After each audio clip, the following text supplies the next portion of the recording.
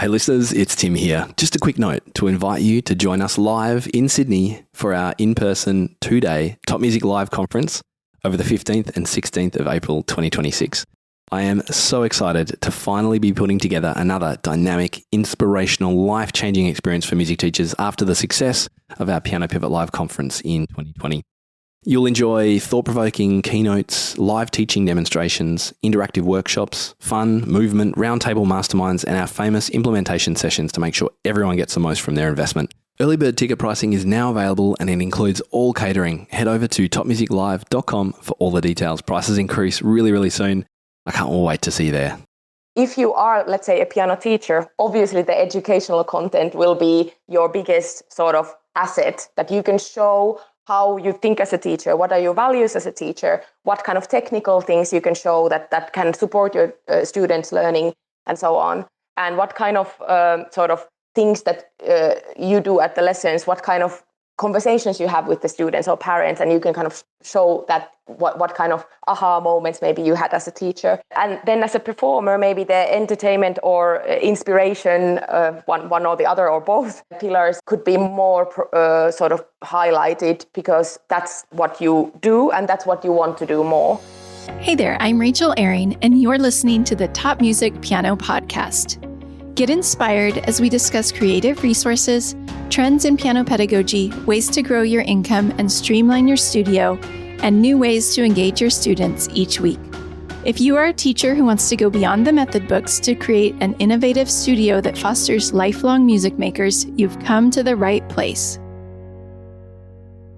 Hello there, piano teachers. I am so glad that you are here with me today. If you have ever been frustrated with social media or wondered if you really need to be posting online, or perhaps what in the world should you even post, my guest is here for you today. I apologize in advance for how I probably am going to mispronounce her name. Anni Kallioniemi helps musicians create social media content and websites that grab attention and resonate with the right audience, keeping people genuinely interested and coming back for more. As a musician herself, Anni understands what it takes to build the courage to start self-promoting, discover an audience, grow a personal brand, and confidently show up as an authentic self. After years of performing as a cellist across Europe, while also running social media pages for musicians, she decided to bring both worlds together. Now based in Budapest, Anni helps artists and music professionals grow their online presence and on-stage audiences through smart social media strategies and websites that actually work. With 10 years of experience building Instagram accounts and websites, crafting engaging content, and turning clicks into concert tickets, she's passionate about making social media feel less like a chore and more like a natural, enjoyable part of a music career. Here's my interview with Anni.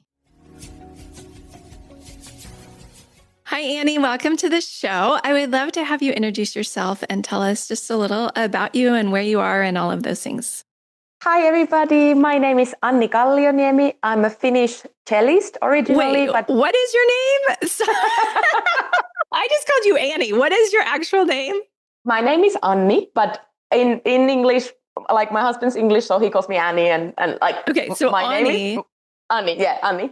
So Anni is my first name, and my surname is Kallioniemi, which is a very long Finnish name. Hence why on Instagram I go with Anni Grid, because that's my grid where I build my personal brand, and I wanted to use my first name also there to kind of highlight that it's me who's doing it, and it's centered around my life and my interests and what I do for a living. So as I said, I'm a cellist, and I also run my own one-woman social media and website business. So I work with festivals, orchestras, individual artists, associations within the classical music community. And I've been doing this now for about 3 years, alongside with my performance and teaching career. So I'm basically a freelancer who does wears a lot of different hats. And I also have a 5-year-old daughter. Oh, fun. That's great. Well, I'm so excited to get to know you. And I just saw you on Instagram, probably the algorithm or somebody shared something. And so I just started following you and loved your content, loved what you do, and felt like you have a lot of wisdom to offer to musicians. Obviously, the listeners of this podcast are primarily pianists, but I think the stuff we're going to talk about relates to all musicians far and wide. So let's dive into it. Tell me why you think it's important for musicians to have some kind of online presence. And maybe you can even share what it's done for your career. I think it's very important these days for several reasons. One of them being that especially as freelancers, we need visibility in order to be found. So I think social media gives us a lot of useful tools to get found within a community of people. So to build our own groups of support groups and fan bases and communities, but also to be found by different maybe artistic directors or other instrumentalists, or in pianist case, often pianists might have a piano studio teaching, so finding students or parents who might be interested in having their children to learn piano or something. So I think it's just a very sort of modern, I guess, modern way to sort of build visibility, and not only within social media, but that it also converts to having more clients or more concerts and so on. So visibility, I think, is the big thing. Community is a huge thing. For me, it's changed my life completely. So previously, I was an orchestra musician full time. I went to work every day, played in the orchestra, and I did enjoy it a lot. But as I said, I'm also a mom, and at some point, I just felt like that lifestyle was a little bit too intense for me. We are both expats with my husband, so he's from England and I'm from Finland, and we live in Hungary. So we don't really have that like support network here, or at least didn't have at that time. So I wanted to do something that would be more sort of flexible and that I could work from home. So that's why I initially started my own business with marketing alongside of performance career. So with that sort of plunge in the cold water and okay, let's go in and like start posting on Instagram, I feel like quite quickly I realized that the community that I built was really supportive and really sort of inspiring. And I'm very happy that a few years ago I made that decision to start posting more regularly and becoming more of a content creator type, because I've met some amazing people, huge difference to what my career was before, where it was very much like one thing. And now I love having like multiple different things that I do. Yeah, that's so good. And I agree. It's really hard to be a professional musician and a mom. And I think we want to believe we can do it all. And I think you can. But I found that too when my son was young. It was so hard to find the time to practice, to be going to all those concerts and rehearsals. And it was rough. So I totally can relate to that. I like what you said about social media or online presence, providing community and visibility. I think it also provides, like, I guess, credibility. Maybe I know, like, when because I run a music conservatory, when I'm hiring teachers, I do go and look and see if they have, a YouTube channel or recordings online or some stuff posted on Instagram, because I think that, I want to see, where are they performing? What are they performing? What are they doing? So even if you're not necessarily using it to generate leads, I think people go there. That's just the nature of our world. People go online to see what you're up to if they're before they hire you.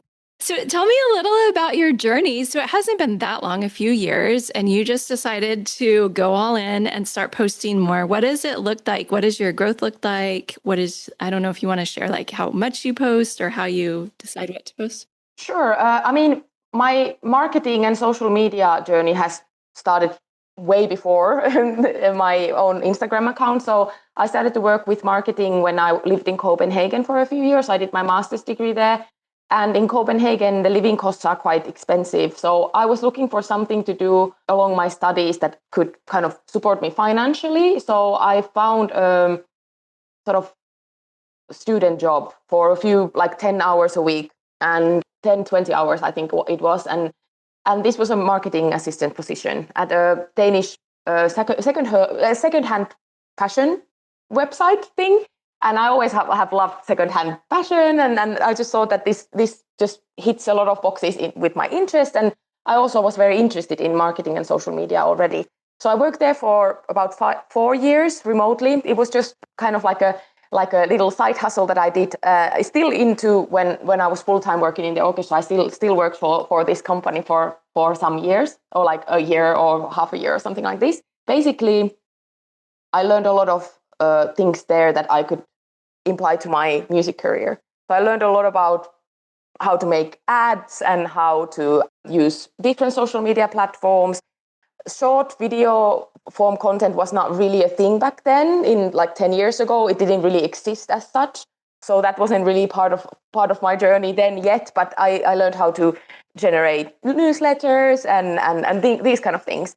And then pretty fast after I started my job, I realized that I could do this more with different music related clients. And I had a few festival clients and a few friends of mine who we did like concert tours together, organizing everything ourselves, producing everything ourselves. And I found it very kind of natural to be in this role. But unfortunately, I'm of that generation where somehow the education makes you think that if you're a musician and that's it. So I kept this all very much a secret. So I never told, even of course, like some closest friends and family knew that I worked, but this was never a thing that I advertised anywhere, that I have this side job. And even when I ended up doing these festival kind of marketing things, I always also performed there. So it was sort of like a thing that I do, but it's not really a big deal. And as I was on maternity leave, I think my values just very much changed. I was previously very driven to be like a full-time performer, and I had to kind of reevaluate that sort of goal. And I realized that actually, yes, I love performing, but I also value other things in life. And that's how I slowly, after I already had worked with marketing for like, let's say 8-9 years, but only then I was ready to kind of come out with this sort of side of me, I guess. And then when I started my Instagram account, like slowly I started to tell also about my story, and I posted a few things about it. And one of the posts, I really like that post I posted about it, that one of my jobs for this marketing position that I had was to write blog posts about how to spot a fake handbag from a real handbag. And I think it was like such a good metaphor for me, that I felt a little bit like that fake handbag when I was just doing that music, like banging my head against the wall and really trying my hardest to be so happy in my orchestra position that I worked so hard for. But really, the real handbag is what I do now, which is a mix of things. And I'm really proud now of what I've done. And there's not like even an ounce of shame anymore. But I carried a lot of shame about it previously, but not anymore. Wow, what a fantastic story.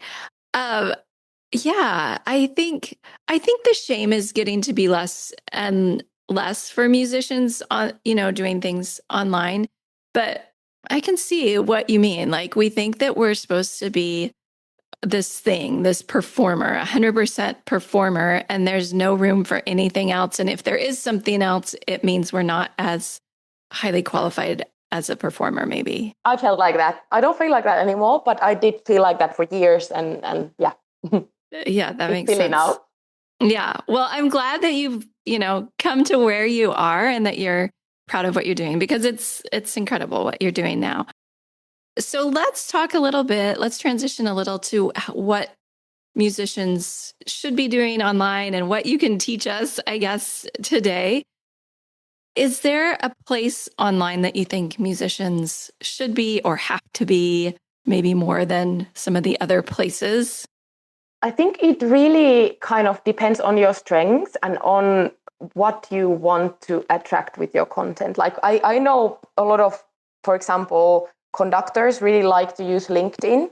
I think partly because LinkedIn is a more like sort of corporate place, I guess, where you can like make connections also with like people in management and people who are like sort of more in the production side of music industry, I guess. So for a lot of musicians, LinkedIn could be like a very potential place to make good connections and build your sort of resume there. I personally love Instagram for it like communal feel. I feel like on Instagram, the commenting culture and just the sharing culture and a general sort of vibes are much more friendly if I compare it to, for example, to TikTok. I guess if you're a young musician, TikTok can be a very natural place to be because a lot of younger generation use that. So that, I guess, for some people can be. But overall, I would say that a combination of Instagram and then not to forget Facebook, where a lot of our clients still use Facebook. If we think about people who go to concerts. So if you are doing like a sort of singing or piano or any instrumental content like music clips, reels and things like this, I wouldn't overlook Facebook at all. And that's the good thing now that you can cross-post on both platforms. So I would encourage having a mixture of that. I would not spread myself too thin to be like in all of those platforms, but more go with my strengths and with the platforms that feel natural to use anyway. Or if none of them feel natural to use, to maybe then start with Instagram. I think that kind of ticks the most boxes for musicians. Yeah, I think that's fair. We didn't talk about YouTube. How do you feel about YouTube? And do you think musicians need to have a presence on YouTube? I think when you mentioned it, that it's also like that social media is important for like kind of showcasing your talent and showing like what you can do. And with platforms like TikTok and Instagram and Facebook, where like short form content is so popular and it's kind of like the only way to be seen is to post videos that are less than 3 minutes, because at least on Instagram you can't even post anything longer than that. So in our industry where pieces are like from 3 minutes to 3 hours long, I think YouTube is a great alternative also for showing a little bit of longer form content. So when we talk about like show reels or something like this, I think YouTube is very, very, very handy. And obviously there are also classical music YouTubers who do kind of sort of expertise content on YouTube, which is like, for example, Two Set Violin, like they created a huge career on YouTube. So again, I would go with your strengths. Like if you like sort of longer form content and you enjoy doing it and you have material of yourself playing longer pieces and maybe some music videos and things, obviously YouTube is a better place for those, because often when we post that kind of almost like more high production quality things to Instagram, the algorithm, I won't blame the algorithm, but the algorithm hardly ever picks content where the retention's not very good. So if you have, let's say, a 3-minute piece and you post the whole thing, and if people don't watch even the first 3 seconds, Instagram's just not going to show it to many people. Whereas on YouTube, I feel like you have a better chance because there people are anyway prone to watch longer form content. So it sort of goes to the right audience there. Yeah, that makes a lot of sense. I kind of like the short form because there's less pressure to perform an entire piece perfectly. Like that's a lot of work to get a full piece at that level where you feel like confident to put it out there in the world. At least for me, I like taking just a clip and posting it on Instagram because I'm like, I can find a 1 minute, 30-second clip of me playing that sounds good. But if I want a 10-minute piece, I don't know. It's a lot of pressure. But that's just me. I think it's good to have also a combination of things. Like I said, like it's not good to not spread yourself too thin and post it to everywhere and try to like really sort of but like I said, concentrating on Instagram. But if you have like a good performance video or a live recording of yourself or something, like obviously it's really great to put it on YouTube and also on your website. Yeah. And we'll talk a little bit about websites in a minute here. But I'm curious, what mistakes do you see musicians making on, let's talk about Instagram or social media.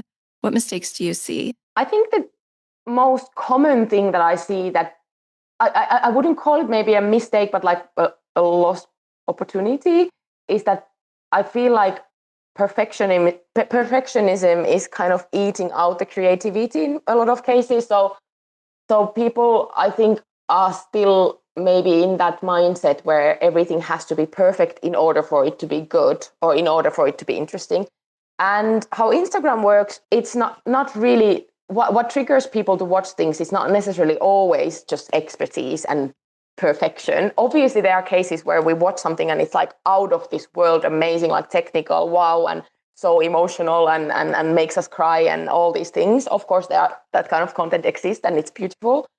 But realistically, like you said, it's easier to find that 30-second window where we're like really content, we're relaxed, we're happy with our playing, we're happy with how we look like, and then it's easier to share that. But I would still maybe tell musicians so to kind of how should I put it? I always say that don't use Instagram only as a billboard of like ads and highlights, and this is like me perfect, everything's always perfect, but more like a magazine where you're like reading it and there's a little bit of this and a little bit of that, a bit of stories, a little interview here and there, some like maybe entertainment, like a little funny caricature picture or something, and then there's like the serious stuff, there's a bit of editorial, beautiful photos, and then there's ads here and there where you like maybe mention your album's coming out, or you're giving piano lessons, or you have a concert here and there. But if we just kind of concentrate on only one type of content, which often in musicians' cases is like, oh, I have a concert this week, so I have to post about the concert. And then we repeat this sort of pattern all the time where we just kind of advertise for our concert, or just post like perfect pictures from the concert where we're like in our best attire with professional photos.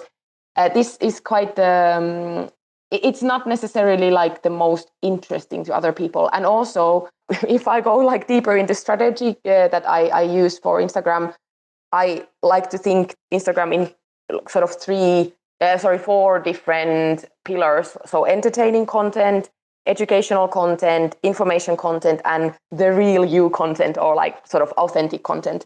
And often musicians post way too much of the information content.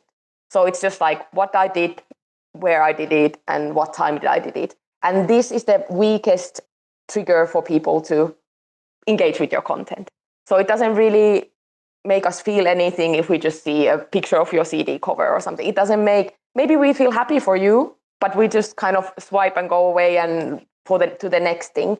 But if we use it in a more sort of conscious way, where we repeat things, yes, and we advertise our things, but we also frame things more in a storytelling setting or more in a sort of community building way, I think it is more effective. So I hope that musicians would be maybe a little bit more brave to use those other different things, like showing the personality, also sharing their expertise in a way that maybe other people can also learn. And then also, obviously, the inspiring content, which can be anything from your life story, what happened to you, or what that music means to you, or what makes you different as a pianist or piano teacher, what kind of things really kind of can be, how can you tell yourself apart from others, and so, things like this. Hopefully this makes sense. Yeah, I want to highlight what you just said, because I think it's important.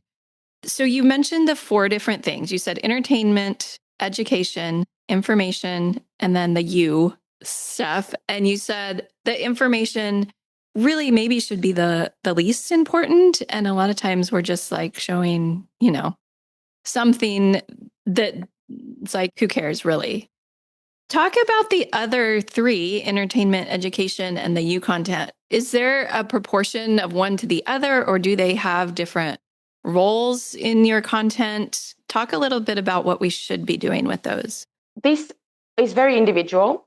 I use, it's based on very, very, very different things. So if you are, let's say, a piano teacher, obviously the educational content will be your biggest sort of asset, that you can show how you think as a teacher, what are your values as a teacher, what kind of technical things you can show that can support your students' learning, and so on.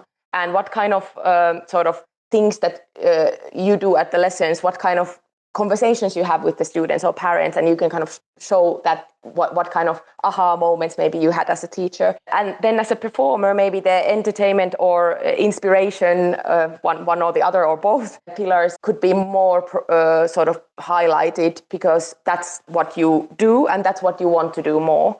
And then some musicians want to go kind of more in the influencer direction. So then it's more about like who you are as a person. What coffee did you drink? Did you get your nails done? What kind of dresses you wear for your concerts and so on. So it very much depends on what kind of artistic brand you want to build and sort of what is the goal. So if your goal is to get more students, then you should sort of adjust your plan as that goal is. Or if your goal is to get less students and focus more on concerts, then to not highlight that side of you so much in your content. So these kind of things, but this all very individual, and this is what we work with my clients a lot. Gotcha. That makes sense.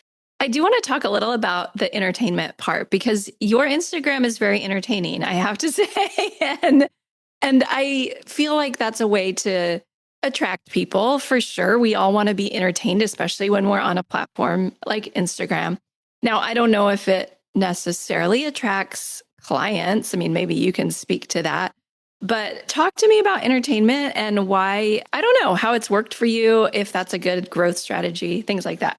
My biggest sort of entertainment pillar that I have is my weekly memes. So every Wednesday I post classical music memes, and at some point it was a big growth spurt whenever I posted memes. Lately, I think it's not necessarily I'm not always gaining the most followers from the meme posts. Actually, what I feel like is growing my account more is personal storytelling, and that's also can be very entertaining. And I think some of the stories that I've told are also like more humorous or more like entertaining, or they can be also vulnerable, and they can be also very sort of like, I've lived this and I'm very just ready to share it. And I've noticed that especially in the younger musician generation who are still maybe in university, I feel like they also love to hear that there's like different paths that you can take, and you can also always choose differently later on. And I think these kind of things have resonated in a lot of the younger audience. Why I still keep doing the memes, even though I don't think it's necessarily making it's kind of one step on my customer journey. So in my customer journey, I think a lot about things like visibility. Like I mentioned, visibility is a huge thing. And then like nurturing my community, giving them value, teaching them things that I've learned, like talking about strategy, talking about how to get more followers, which musicians always want to have, or things like this. And then also these like personal sort of storytelling content, which is one of my other content pillars.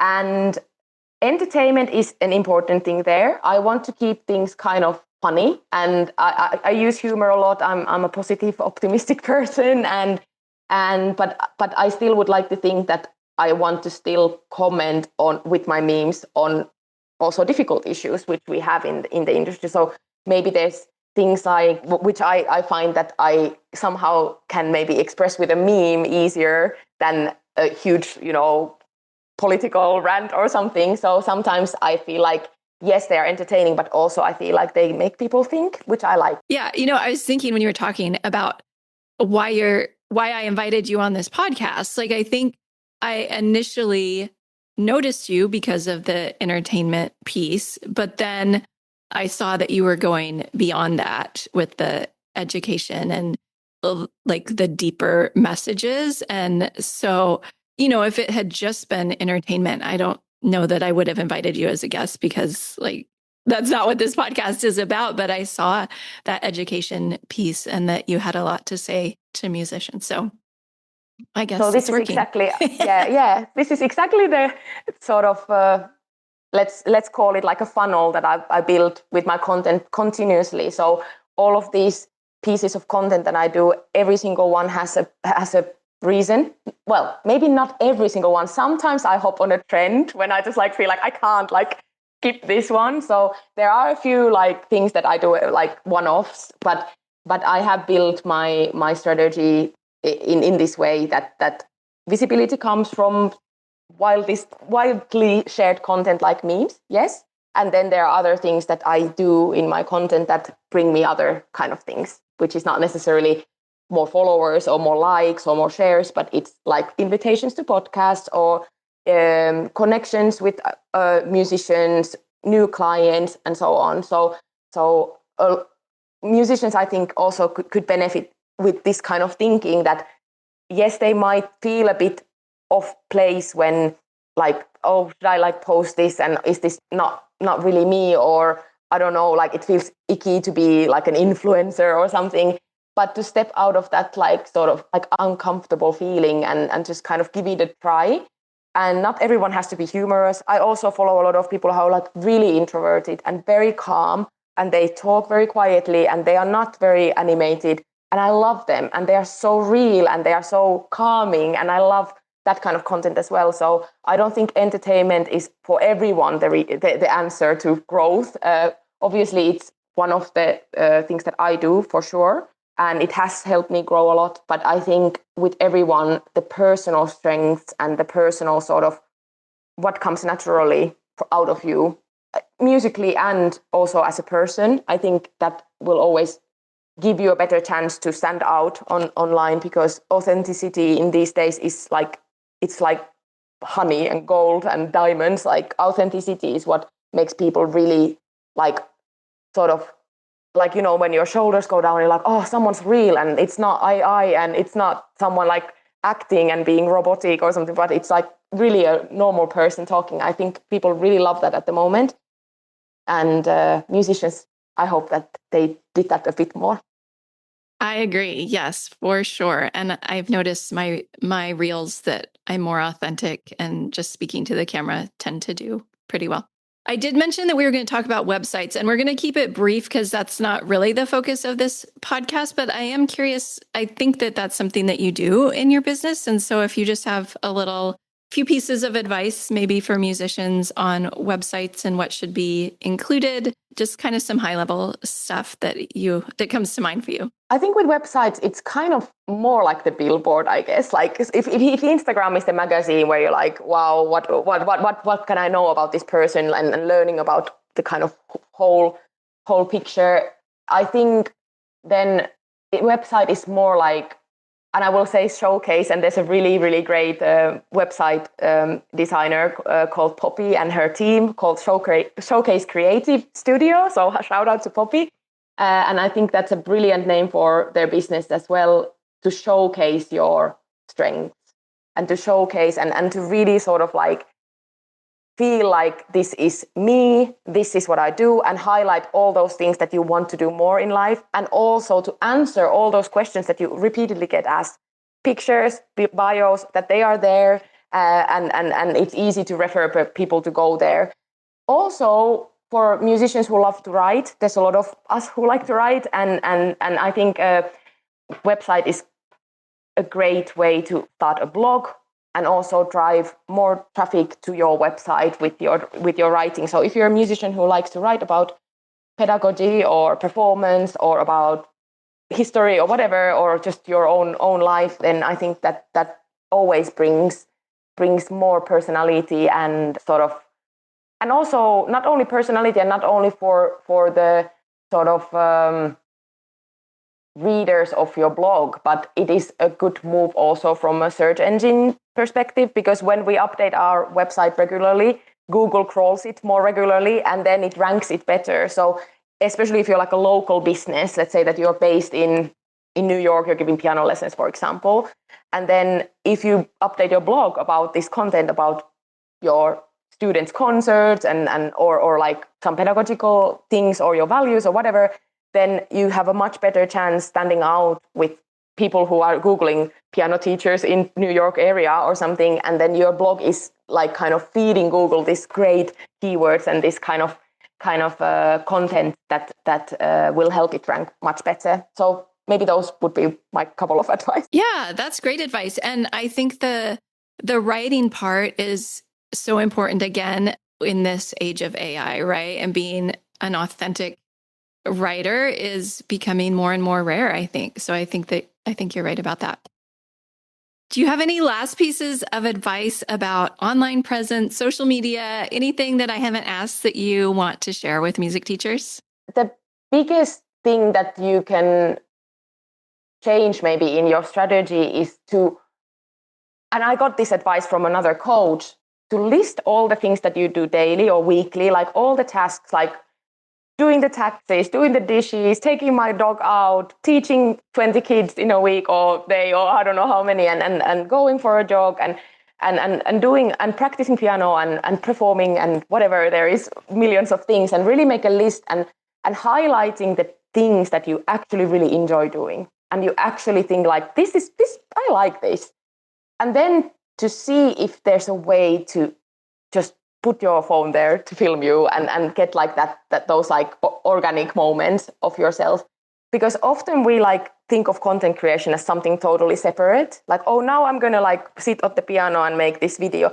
But if we would rather do our normal life and then bring the phone there and get more comfortable with the idea that this is just part of my visibility strategy to put myself out there. So that would be my advice, to look for those moments in your everyday life where you could comfortably have a little video taken and see if those could be those authentic moments from your day that you could share. Yeah, that's really good advice. I actually had a moment this morning where I was brushing my teeth and getting my son a waffle out of the toaster at the same time. And I was like, this would make the best reel. But of course, I didn't have my camera set up. But I was like, this would be the authentic side of me, brushing my teeth while making my son's breakfast. Yeah, I know the feeling. Yeah. So tell us a little bit about the services that you offer and who you work with primarily. Yes, so I work with, as I said in the beginning, I guess that I work with individual artists, so musicians, singers, and teachers, and also with music organizations. So I go to universities to do some like lectures, and also with festivals. So I coach festivals marketing teams about social media. I do a little bit of social media management for a few clients, so I do content creation for them, and also I work with websites. So I create websites for musicians and music festivals primarily. Fantastic. And if anyone wants to get in contact with you to learn more, where would they find you? So my website is annigrid.com, and you can find me on Instagram at annigrid. Yes. And do you want to spell it just in case? So it's ANNIDRID. Yes, Annie Grid. All right. Well, thank you so much for being here and sharing your wealth of knowledge with us. This was a great episode. I learned a lot, and I'm sure that listeners did as well. So thank you so much. My pleasure. Thank you. I hope that you enjoyed today's episode. I really liked what Anni said about the information part of our social media being the least important. I think if we are considering our audience and what they are needing and what their desires are, we'll realize that that beautiful cup of coffee that we're drinking might not be that interesting to them. Although I have definitely been known to post a beautiful cup of coffee on occasion. If you have thoughts about today's episode, I always love to hear what you think. Feel free to go over to Instagram, where I hang out at Rachel Ehring, and tell me what you thought of the episode today. That's the end of the show for this week, but next week on the podcast, I will be back with another interview with pianist Emma Fernandez. I'm really looking forward to that one. I'm Rachel Ehring, and you've been listening to the Top Music Piano Podcast. I'll talk with you again very soon. How do you keep up to date with all the latest trends and research into music education? How do you connect with other teachers around the world and make sure your teaching stays fresh and relevant for students of all ages and stages, both now and into the future? I created our Top Music Pro membership to be the one-stop shop for music teaching resources, training, support, and community, and I'd love for you to come and join us inside. With over 40 comprehensive training courses, hundreds of teaching demonstrations and lesson plans, free monthly sheet music, discounts, and all the business and pedagogy support you could ever need, Top Music Pro is the community you've been looking for. If you're ready to level up your learning from the podcast and join thousands of other teachers in our global network, head over to topmusicpro.com today.